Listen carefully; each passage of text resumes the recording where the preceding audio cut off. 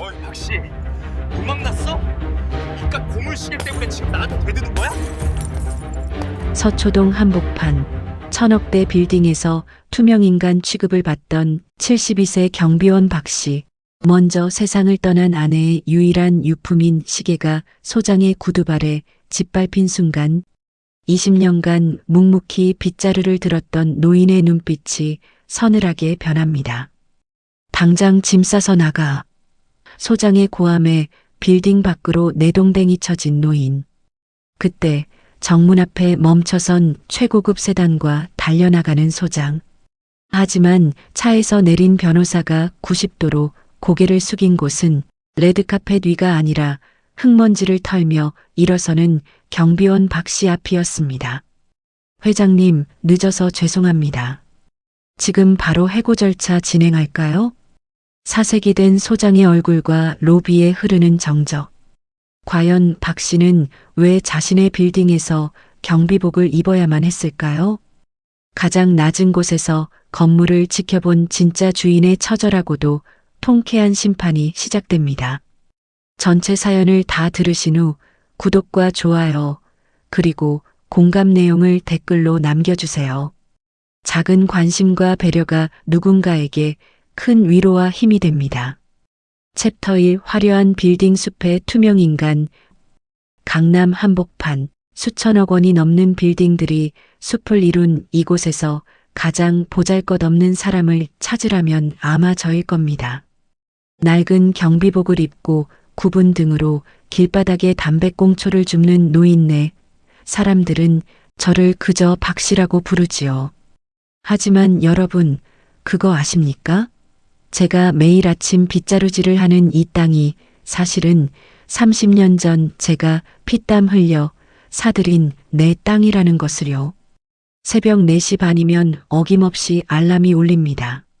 낡은 아파트 단칸방에서 일어나 가장 먼저 하는 일은 찬물에 세수를 하며 정신을 가다듬는 일이지요. 거울 속에는 세월의 풍파를 정면으로 맞은 72살의 박만수가 서 있습니다.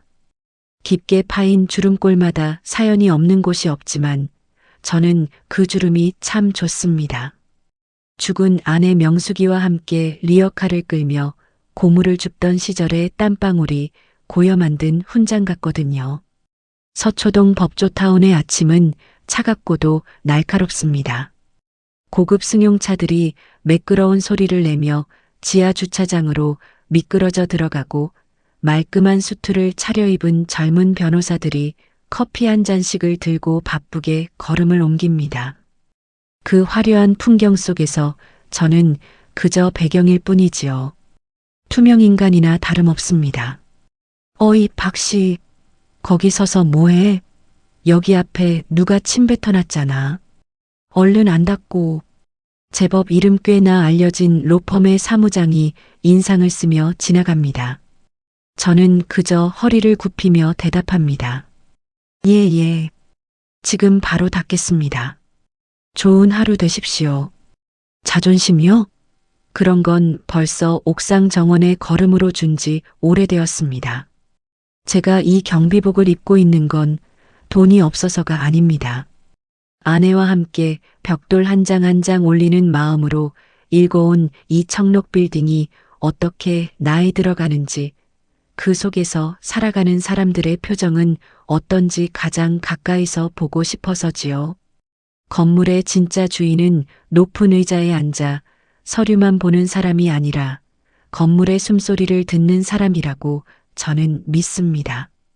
오전 일과를 마치고 경비실 앞 작은 플라스틱 의자에 앉아 숨을 돌립니다. 제 보물 1호인 스티로폼 화분에는 상추며 고추가 파릇파릇 자라고 있지요. 도심의 매연 속에서도 꿋꿋하게 고개를 드는 이 녀석들을 보면 꼭 제 인생 같아서 마음이 짠해집니다. 박씨 아저씨, 오늘도 상추가 참 예쁘게 자랐네요. 이거 좀 드시면서 하세요. 지하에서 작은 국수집을 운영하는 정순 씨가 따뜻한 보리차 한 잔을 건넵니다.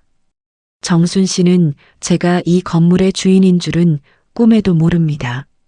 그저 혼자 사는 가난한 경비원인 줄 알고 집에서 싸온 반찬을 슬쩍 건네기도 하고 겨울엔 내복 한 벌을 선물하기도 하는 고마운 사람이지요. 정순 씨 매번 이렇게 챙겨주니 내가 미안해서 어쩌나. 국수집은 좀 어때요? 요새 경기가 안 좋다고 다들 난리던데. 말도 마세요, 아저씨. 새로운 관리소장이 임대료를 또 올린다고 협박을 해대서 밤잠을 설쳐요. 우리 같은 서민들이 어디 갈 데가 있나요? 그저 버티는 거지요. 정순 씨의 씁쓸한 미소에 가슴 한구석이 아려옵니다. 사실 제가 관리업체에 신신당부를 해두었거든요. 우리 건물 세입자들은 가족 같으니 절대 무리하게 대하지 말라고요. 그런데 이번에 새로운 조상훈이라는 소장은 젊은 사람이 아주 독합니다. 효율이니 수익이니 하는 말들을 입에 달고 살면서 힘없는 사람들을 쥐어짜는 모양이더군요. 점심 무렵 검은색 세단에서 내린 조 소장이 날카로운 구두 소리를 내며 다가옵니다. 그의 손에는 명품 가방이 들려 있고 얼굴에는 오만함이 가득합니다. 박 씨, 내가 저번에 말했지? 경비실 앞에 이런 지저분한 화분들 싹 다 치우라고. 여기 빌딩 이미지가 생명인데 이런 시골 장터 같은 걸 놔두면 어떡해? 조 소장은 제 대답을 듣기도 전에 구두 끝으로 상추 화분을 툭 걷어찹니다.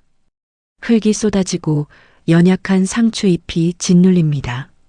소장님, 이건 제가 소일거리로 키우는 겁니다.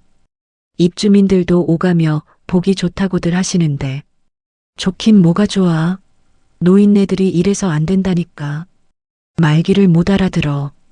한 번만 더 내 눈에 띄면 그땐 바로 짐 싸는 줄 알아. 알았어? 그는 침을 뱉듯 말을 내뱉고는 빌딩 안으로 사라집니다. 엎어진 화분을 보며 저는 가만히 무릎을 꿇고 흙을 쓸어 담습니다. 손끝이 가늘게 떨립니다. 화가 나서가 아닙니다. 저런 사람이 우리 건물을 관리하고 있다는 것이, 그리고 내가 아끼는 사람들이 저런 무례함에 노출되어 있다는 것이 미안해서입니다. 제 주머니 속에는 낡은 스마트폰 하나가 들어 있습니다. 그 안에는 오늘 아침에도 전송된 수십억 대의 배당금 입금 내역과 자산관리인의 보고서가 가득하지만 저는 그 화면을 열어보지 않습니다. 지금 저에게 중요한 건 이 짓눌린 상추를 다시 살리는 일이니까요. 하지만 조 소장의 갑질은 시작에 불과했습니다. 그는 이제 제가 가장 소중하게 여기는 것들을 하나둘씩 건드리기 시작할 겁니다. 그는 모를 겁니다. 자신이 지금 짓밟고 있는 이 노인이 사실은 자신의 생사여 탈권을 쥐고 있는 거대한 거인이라는 사실을요. 어느덧 해가 뉘엿뉘엿 지고 빌딩들이 황금빛으로 물듭니다. 퇴근하는 직장인들의 물결 속에서 저는 다시 빗자루를 잡습니다. 오늘따라 아내 명숙이가 보고 싶어지네요. 명숙아, 세상이 참 많이 변했다. 그렇지? 사람이 사람 대접받는 게 이렇게 어려운 일이 되었어. 하지만 걱정 마라. 내가 이 건물을, 그리고 이 사람들을 어떻게 지켜내는지 지켜봐줘. 허공을 향해 나직하게 읊조리며 저는 다시 허리를 숙입니다. 제 인생의 가장 화려하고도 처절한 전쟁이 곧 시작될 것임을 이 빌딩의 차가운 유리는 이미 알고 있는 듯 반짝이고 있었습니다. 과연 조 소장은 언제쯤 알게 될까요? 자신이 무시하던 그 박 씨가 바로 이 거대한 제국의 황제라는 사실을 말입니다. 내일부터는 더 험난한 하루가 기다리고 있겠지요. 하지만 저는 물러서지 않을 겁니다. 그게 바로 제가 평생을 바쳐 배운 어른의 방식이니까요. 챕터 2, 벼랑 끝으로 내몰린 사람들. 빌딩의 아침은 평소와 다름없이 시작되었지만 공기는 평소보다 훨씬 차가웠습니다. 지하 1층 복도 끝 20년 넘게 구수한 멸치 육수 냄새를 풍기던 명가 국수집 문 앞에 붉은 글씨가 선명한 종이 한 장이 붙었거든요. 임대차 계약 종료 및 명도 통보서. 그 종이 한 장이 주는 무게는 누군가에게는 인생 전체가 흔들리는 파도와 같았습니다. 정순 씨는 그 종이 앞에서 넋을 잃고 서 있었습니다. 국수집 주인인 영자 언니와 정순 씨는 이 빌딩의 산증인이나 다름없지요. 남편과 사별하고 홀로 자식을 키우며 이 뜨거운 가스불 앞에서 청춘을 다 보낸 사람들입니다. 저는 경비실 창 너머로 그 뒷모습을 보며 가슴 한구석이 뻐근해졌습니다. 조 소장, 그 젊은 친구가 결국 일을 버리고 만 것이지요. 오전 내내 조 소장의 목소리가 빌딩 전체를 휘젓고 다녔습니다. 그는 대형 프랜차이즈 카페 직원을 대동하고 빌딩 곳곳을 휘저으며 마치 이미 제 땅인 양 큰 소리를 쳤어요. 여기 벽 다 허물고 통유리로 갈 겁니다. 지하 국수집 저런 건 건물 수준 떨어뜨리는 거니까 이번 달 안으로 다 정리하세요. 최 대리, 내 말 알았어? 그의 말 한마디 한마디가 화살이 되어 사람들의 가슴에 박혔습니다. 저는 빗자루를 꽉 쥐었습니다.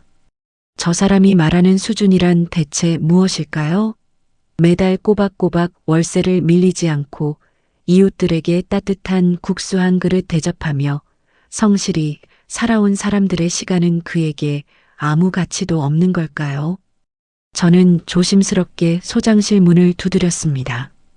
평소엔 그가 무서워 근처에도 가지 않던 제가 오늘은 도저히 참을 수가 없었거든요. 소장님, 잠깐 드릴 말씀이 있어서 왔습니다. 조 소장은 서류를 보다 말고 인상을 쓰며 저를 쳐다봤어요. 돋보기 안경 너머로 보이는 그의 눈빛은 참으로 서늘했습니다. 박 씨, 바쁜 사람 불러서 무슨 소리를 하려고? 또 그 국수집 얘기면 그만둬. 이건 빌딩 가치를 높이기 위한 전략이야. 노인네가 전략이 뭔지는 알기나 해? 전략은 모르겠지만 정이라는 건 압니다. 저분들 이 건물 처음 세워질 때부터 함께한 분들이에요. 갑자기 이렇게 나가라고 하면 갈 데가 없지 않습니까? 회장님께 한 번만 더 여쭤봐 주시면 안 될까요? 제 말에 조 소장은 코웃음을 쳤습니다. 그는 의자 깊숙이 몸을 묻으며 비릿한 웃음을 지었지요. 회장님? 박 씨가 회장님을 알아? 회장님은 너 같은 사람 목소리 안 들어. 그리고 이 빌딩 관리 정권은 나한테 있어. 자꾸 이렇게 월권행위하면 박 씨도 오늘부로 해고야. 알았어? 그는 책상 위에 있던 서류 뭉치를 제 발밑으로 툭 던졌습니다. 흩어진 종이들을 주우며 저는 입술을 깨물었습니다. 무시당하는 건 괜찮습니다. 평생을 밑바닥에서 기어온 저니까요. 하지만 제 건물을 믿고 청춘을 바친 세입자들을 제 권한도 제대로 쓰지 못해 지켜주지 못하고 있다는 사실이 저를 괴롭혔습니다. 사실 제 마음속엔 당장이라도 정체를 밝히고 저 오만한 친구를 쫓아내고 싶은 유혹이 수없이 밀려옵니다. 내가 이 건물의 주인이다. 라고 외치는 상상을 수백 번도 더 했지요. 하지만 제가 경비복을 입기로 결심했을 때의 초심을 잊지 않으려 노력했습니다. 진짜 악은 그 뿌리까지 드러날 때까지 기다려야 하는 법이니까요. 점심시간 저는 지하 국수집을 찾았습니다. 평소엔 북적거려야 할 가게가 썰렁하기만 했지요. 영자 씨는 퉁퉁 부은 눈으로 육수 손만 휘젓고 있었습니다. 정순 씨도 옆에서 한숨만 내쉬고 있었고요. 아저씨, 우리 이제 어디로 가요? 권리금은커녕 시설비도 못 받고 쫓겨나게 생겼으니. 정순 씨의 목소리가 떨렸습니다. 저는 그들의 거친 손마디를 보았습니다. 평생 노동으로 굳은 살이 박인 그 손들이 지금 갈 곳을 잃고 떨고 있었습니다. 저는 주머니 속에 있는 자산관리인 승우의 명함을 만지작거렸습니다. 하지만 지금 나서면 조 소장이 뒤에서 꾸미고 있는 더 큰 비리들을 잡아낼 수 없다는 걸 알았기에 저는 그저 따뜻한 위로의 말밖에 건넬 수 없었습니다. 조금만 기다려 보세요. 세상에 죽으라는 법은 없습니다. 진심은 통하게 마련이지요. 제 말에 영자 씨가 쓴웃음을 지으며 대답했습니다. 아저씨는 참 마음이 좋으셔요. 하지만 요새 세상이 어디 그런가요? 돈 있고 힘 있는 놈들이 다 이기는 세상인데 우리 같은 사람들은 그저 밟히면 밟히는 대로 살아야죠. 그녀의 체념 섞인 말이 제 가슴을 후벼 팠습니다. 그래요. 시니어 세대인 우리들은 늘 그렇게 살아왔지요. 국가가 힘들 땐 허리띠 졸라매고 자식들 뒷바라지하느라 내 몸 하나 돌보지 못하고 그렇게 늙어서는 젊은 사람들에게 짐 취급당하며 사는 것. 그것이 우리 세대의 숙명처럼 여겨지던 시절이 있었습니다. 오후가 되자 상황은 더 나빠졌습니다. 조 소장은 아예 용역업체 사람들을 불러 빌딩 입구에서부터 험악한 분위기를 조성했습니다. 세입자들의 길을 죽여서 제 발로 나가게 하려는 심산이었지요. 그는 경비실로 찾아와 저에게 말도 안 되는 지시를 내렸습니다. 박 씨, 내일부터 지하 세입자들 손님으로 오는 사람들은 주차장에 차 못 대게 해. 위에서 법률 자문하러 오는 귀빈들 자리 모자라니까. 어기면 박 씨 월급에서 깔 줄 알아. 소장님, 그건 명백한 차별입니다. 주차장은 입주민과 방문객 모두를 위한 공간 아닙니까? 제 항변에 조 소장은 제 가슴팍을 손가락으로 툭툭 치며 눈을 부라렸습니다. 야, 박 씨, 너 요새 말이 좀 많다? 나이 먹었으면 눈치껏 살아야지. 왜 자꾸 정의로운 척이야? 너도 저 인간들이랑 같이 나가고 싶어? 응? 주변에 사람들이 보고 있는데도 그는 아랑곳하지 않고 저를 몰아세웠습니다.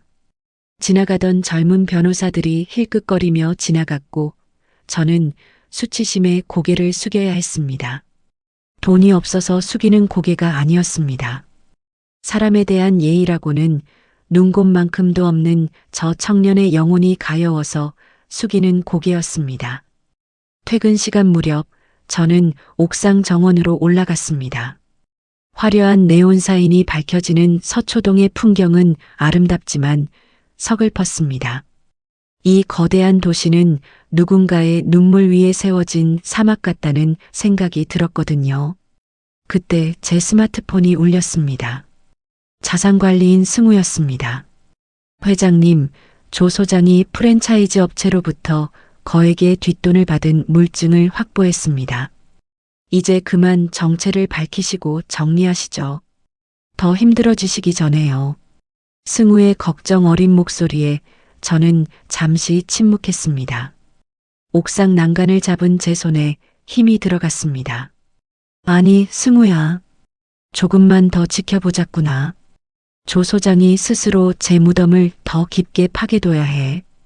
그래야 다시는 이 빌딩에서 그리고 이 사회에서 이런 짓을 못하게 본보기를 보여줄 수 있지 않겠니?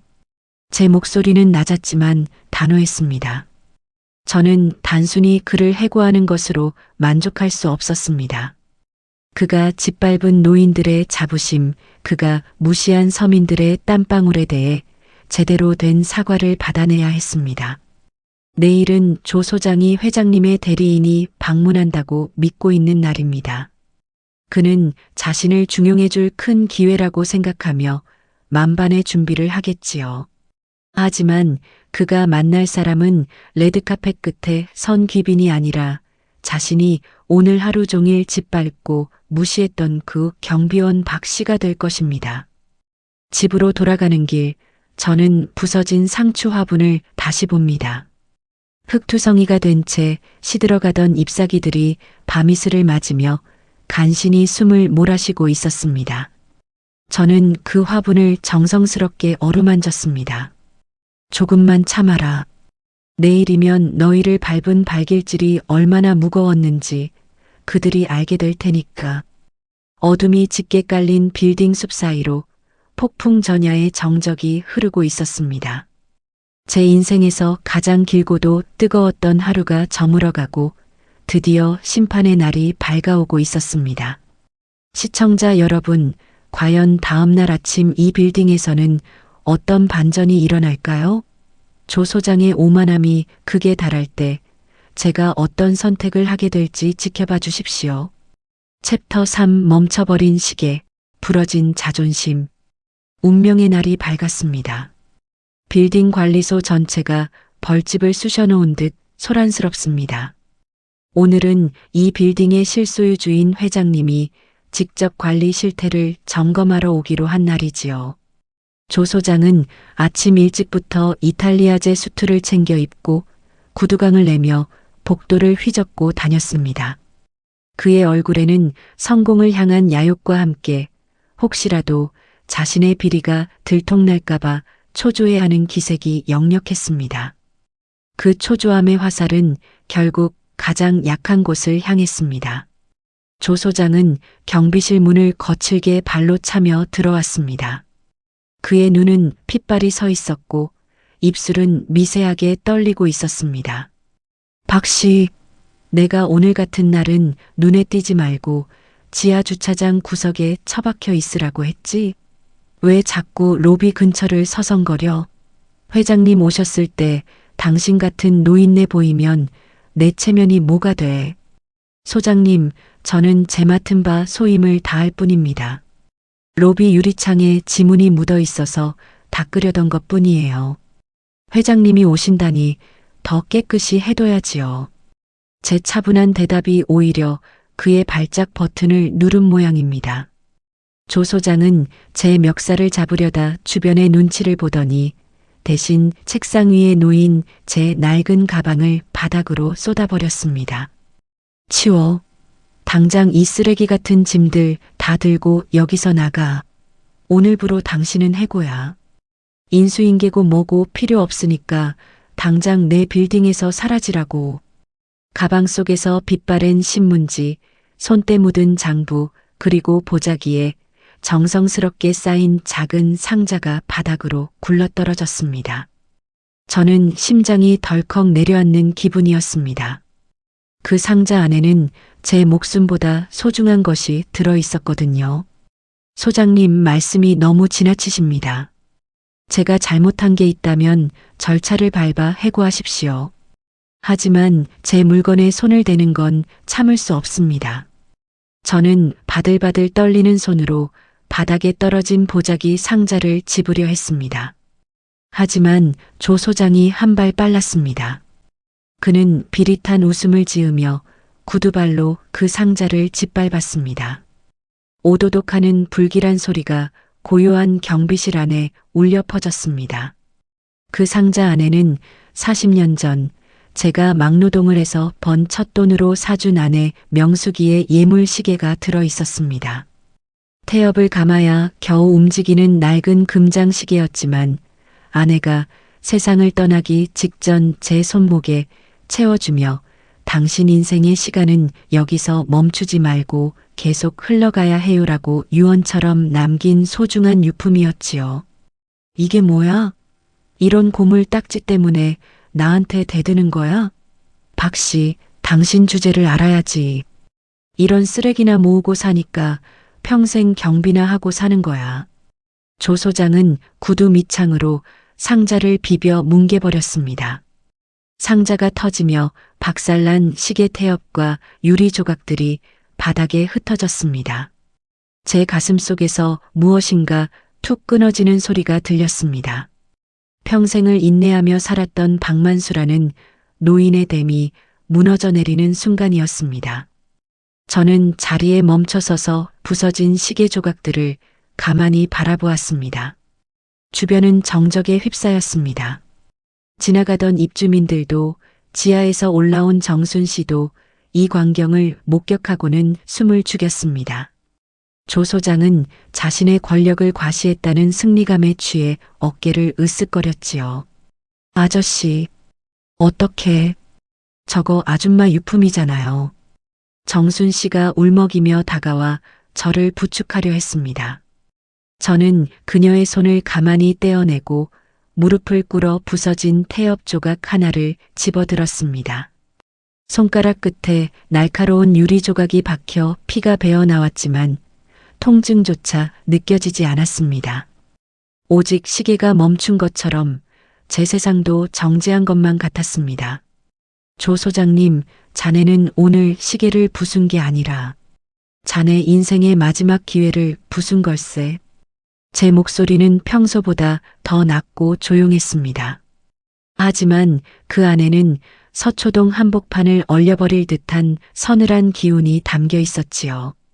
조 소장은 잠시 멈칫하는 듯 했지만 곧바로 고함을 지르며 제 등을 떠밀었습니다. 뭐라고? 노망 났나? 당장 안 나가. 보안팀 불러. 이 노인네 끌어내. 저는 조 소장의 손길에 힘없이 빌딩 밖으로 밀려났습니다.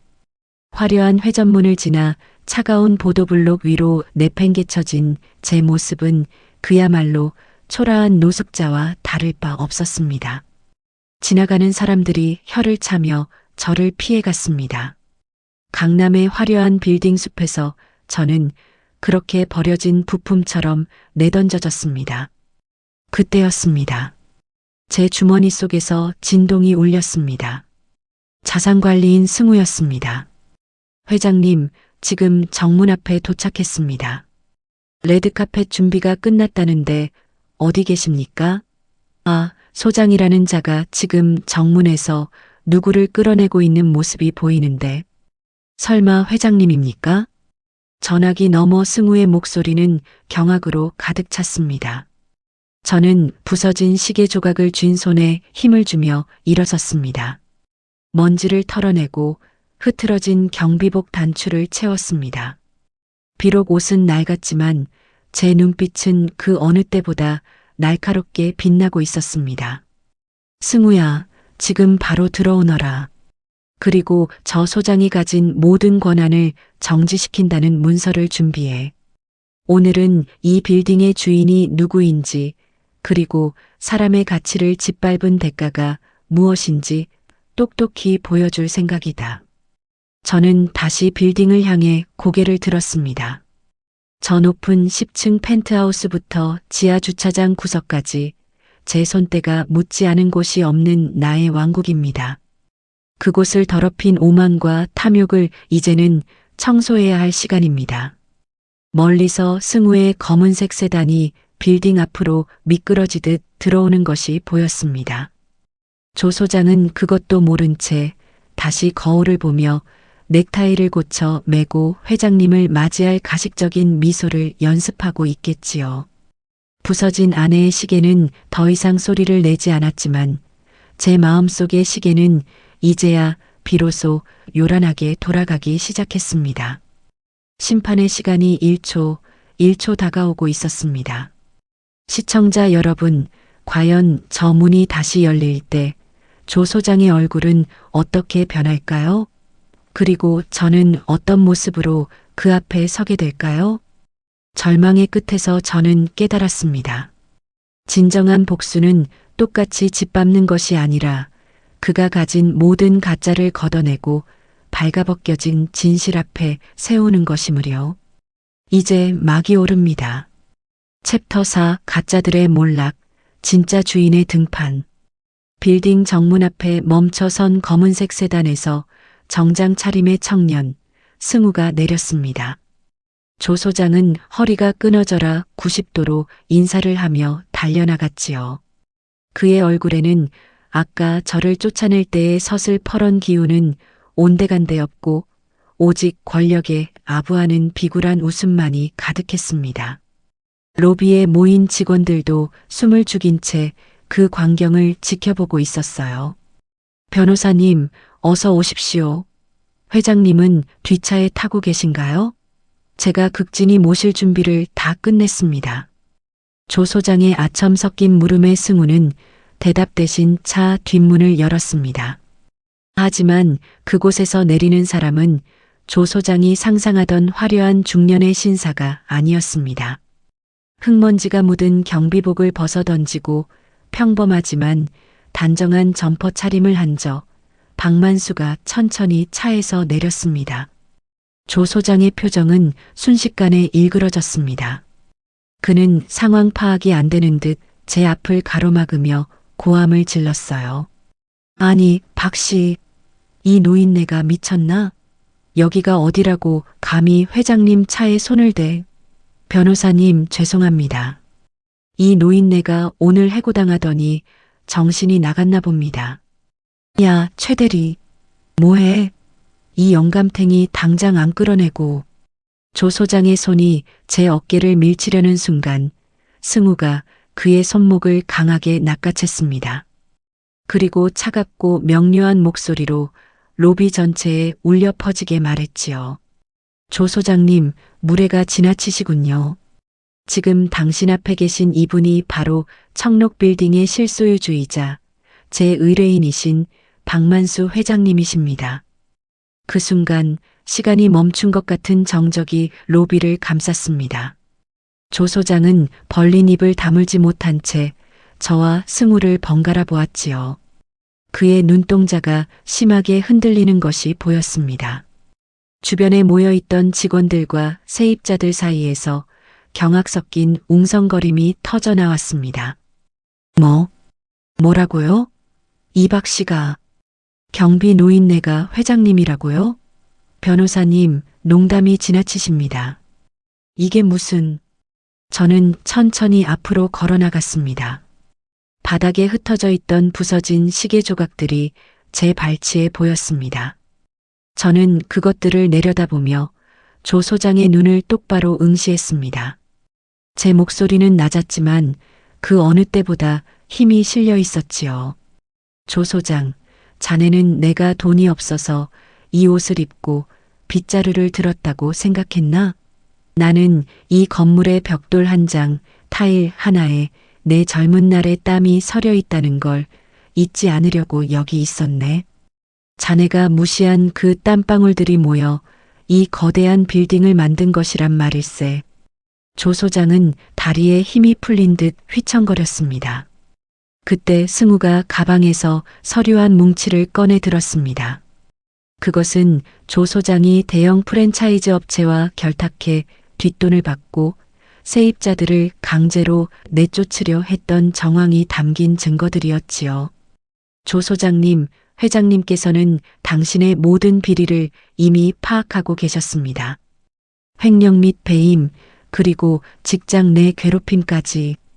오늘부로 당신의 해임은 물론 법적 책임까지 묻게 될 것입니다. 조 소장은 그제야 사태의 심각성을 깨달은 듯 제 바짓가랑이를 붙잡고 늘어지기 시작했습니다.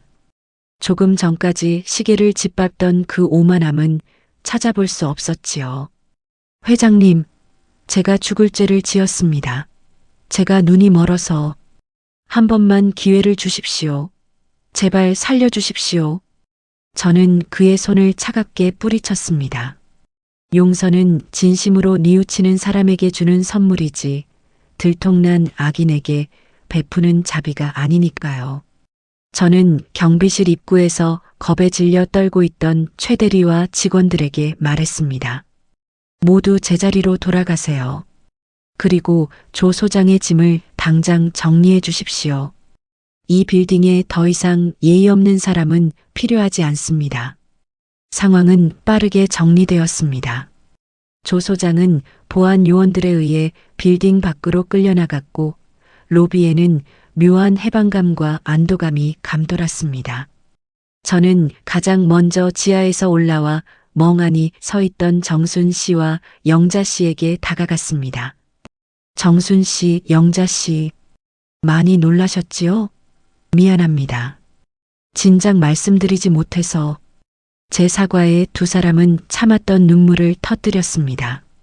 그들은 제 손을 꼭 잡으며 고맙다는 말조차 잊지 못했지요. 저는 그분들의 거친 손을 마주 잡으며 약속했습니다. 국수집의 임대료는 예전처럼 동결될 것이며 이제 누구도 이 빌딩에서 함부로 쫓겨나는 일은 없을 거라고요. 저는 다시 경비실 바닥에 흩어진 아내의 시계 조각들을 주워 모았습니다. 유리 조각은 날카로웠지만 제 마음속의 응어리는 비로소 풀리고 있었습니다. 비록 시계는 멈췄지만 제가 지키고자 했던 사람들의 시간은 이제 다시 흐르기 시작할 것입니다.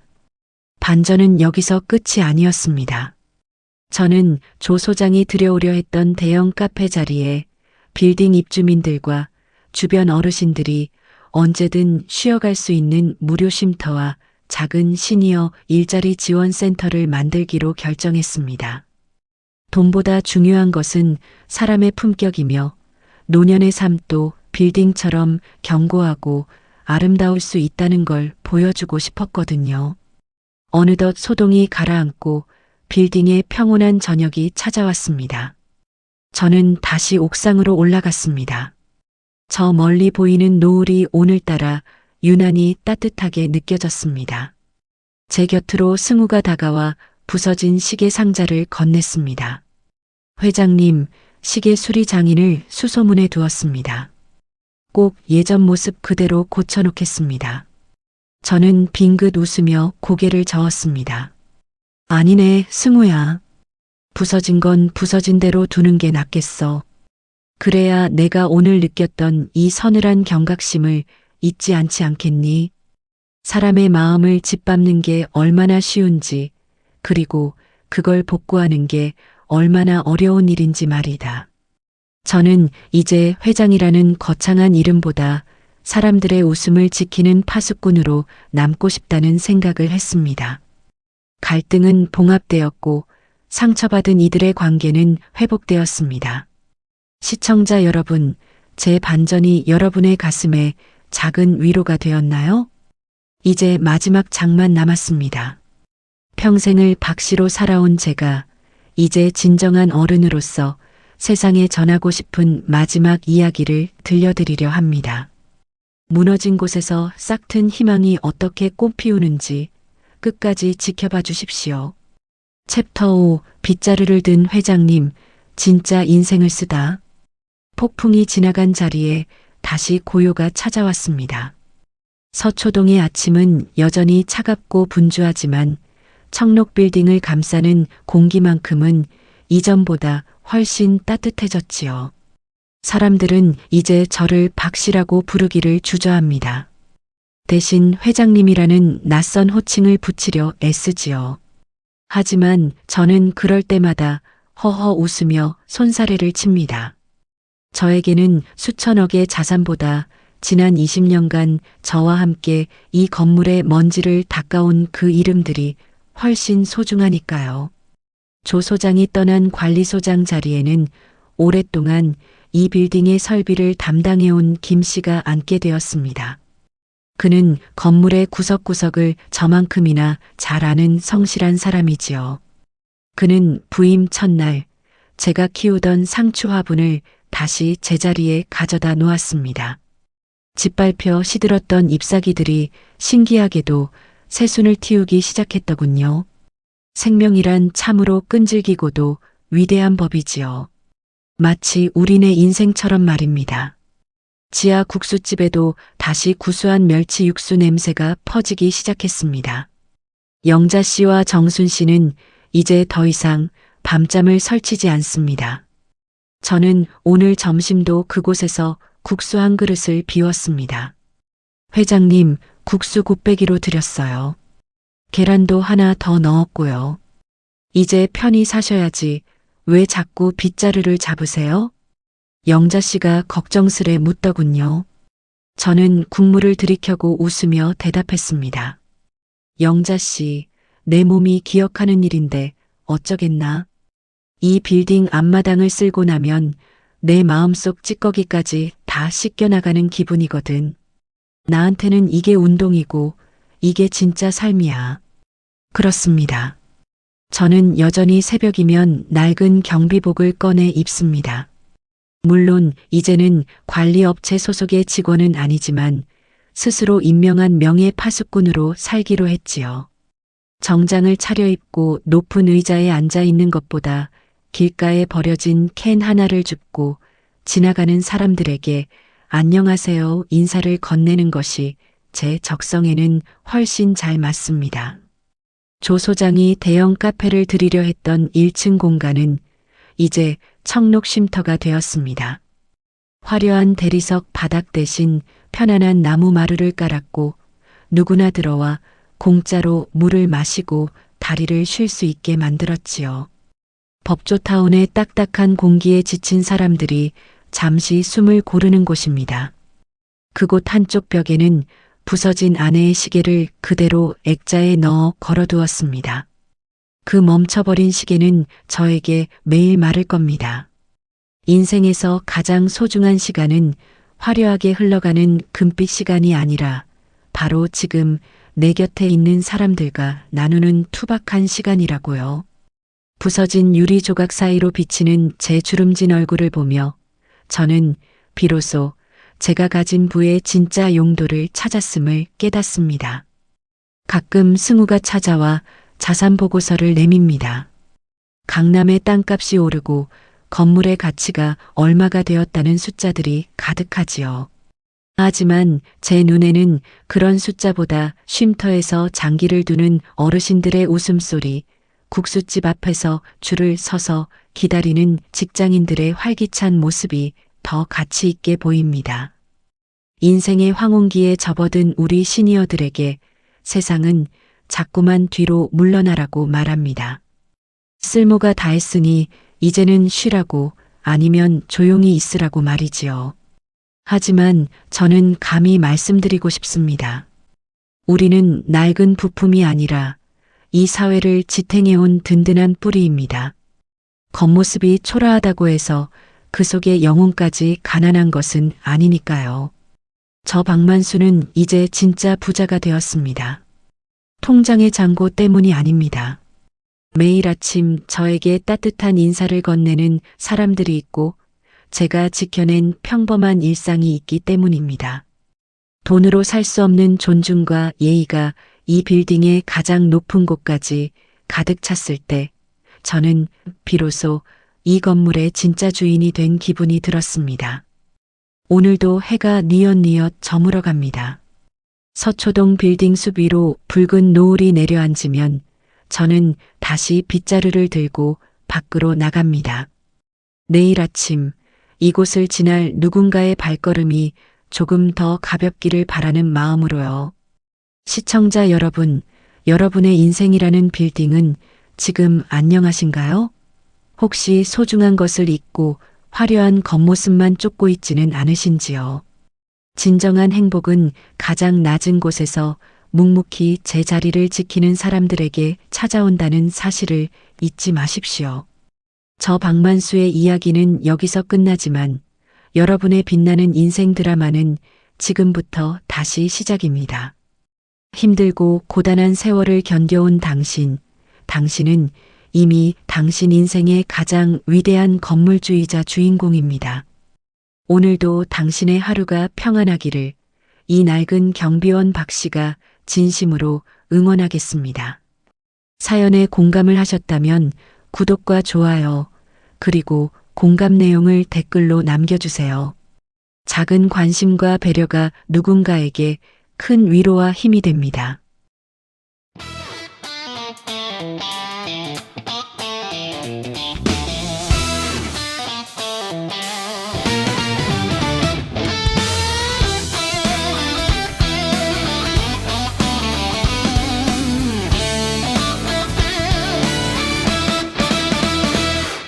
새벽 안개 헤치며 빗자루를 잡는다.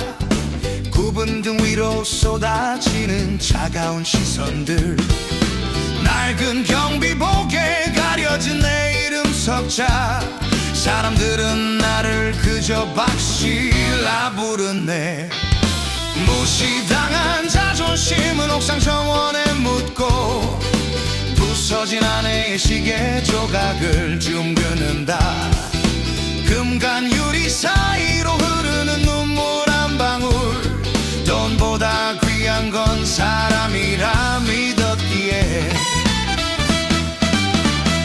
내가 지킨 건 빌딩이 아니라 사람의 온기였네. 내가 닦은 건 바닥이 아니라 누군가의 상처였네. 화려한 수트보다 빛나는 나의 낡은 훈장. 이제는 말하리라 진정한 주인이 누구인지를.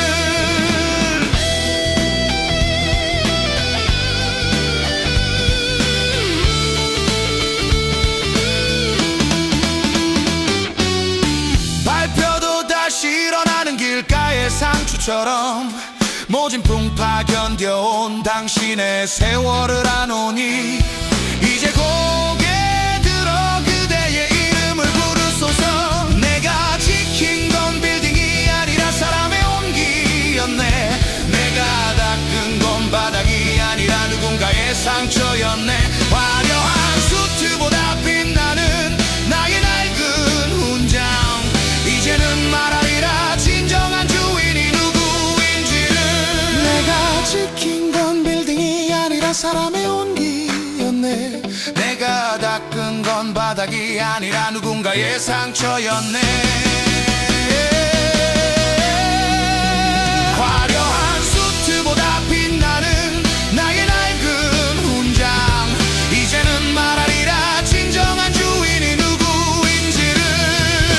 빗자루 소리 멈추고 노을이 지면 내 마음의 시계는 다시 제깍이며 흐르네.